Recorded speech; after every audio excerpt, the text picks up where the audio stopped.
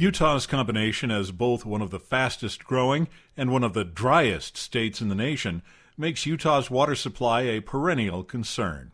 With a fixed water supply and a growing water need, making sure everyone has a fair and sufficient amount of water is a necessity. How Utahns pay for their water can have significant impacts on both fairness and water supply.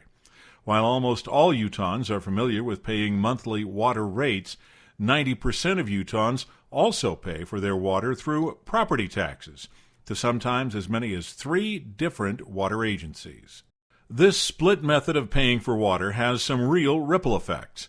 Because you pay for some of your water through property taxes, your rates are lower, which likely means that your water bill is small, and as a result you might end up using more water than you would if it were more expensive.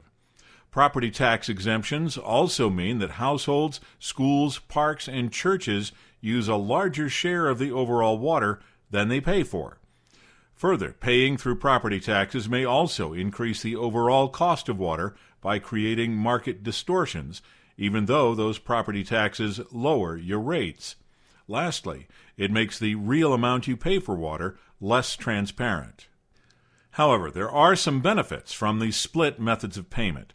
Water providers often provide services like flood control that benefit the public, not just water users, and property taxes allow the cost burden to be spread across a wider pool of beneficiaries. Further, relying on property taxes helps ensure that the general public pays its fair share, even if they don't use much water.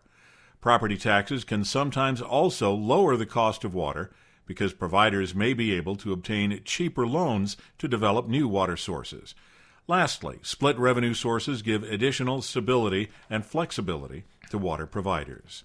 While there are pros and cons both to split revenues and relying solely on rates, the negative repercussions of each can be mitigated, leaving a lot of room for compromise.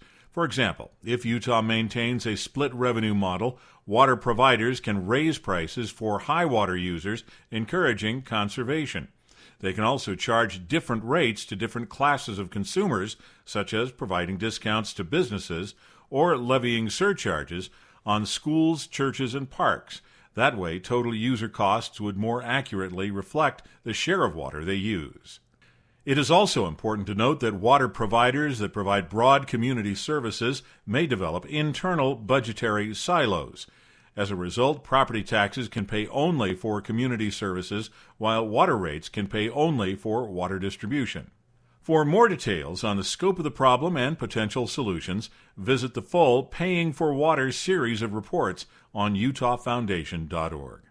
Thanks to the George S. and Dolores Doré Eccles Foundation for providing grant support for the series.